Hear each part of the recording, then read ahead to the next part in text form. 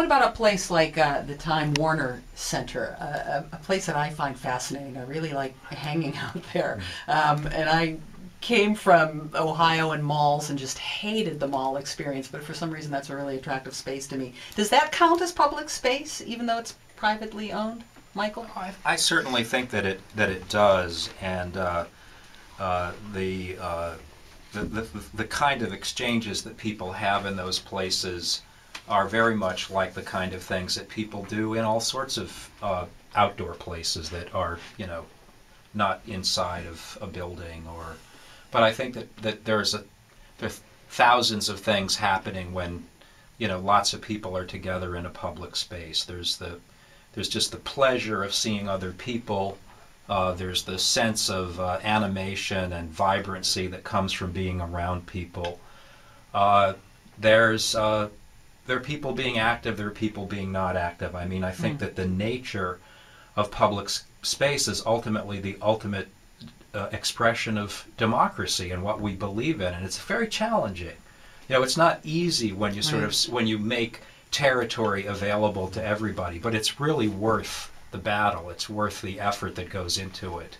I'm Amy Eddings, sitting in for Brian Lehrer, and this is part of our Cityscapes series we are doing every Wednesday this April. I'm speaking with architect Michael Van Valkenburgh and Paul Goldberger, the architecture critic for the New Yorker magazine. Michael, let's talk a bit about the two big projects your firm is working on.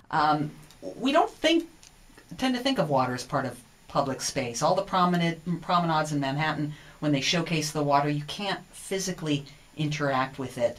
Why hasn't water in a city surrounded by water played a bigger role in our communal space, do you think?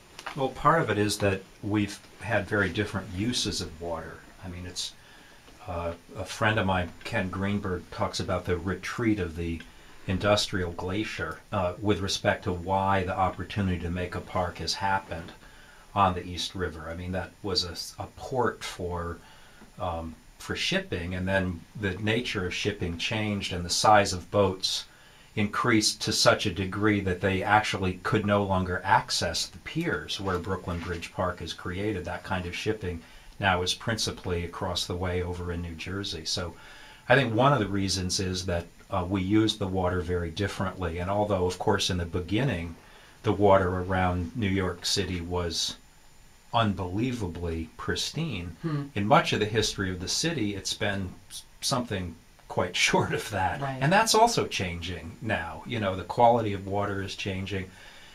But I think that the expectations that people have about being outside have also changed. We are a society that is outdoors a lot in the city, and people, we run, we walk, we use parks in all sorts of ways. And I think that what we learned in the public meetings in Brooklyn was that people wanted actual connection to the water.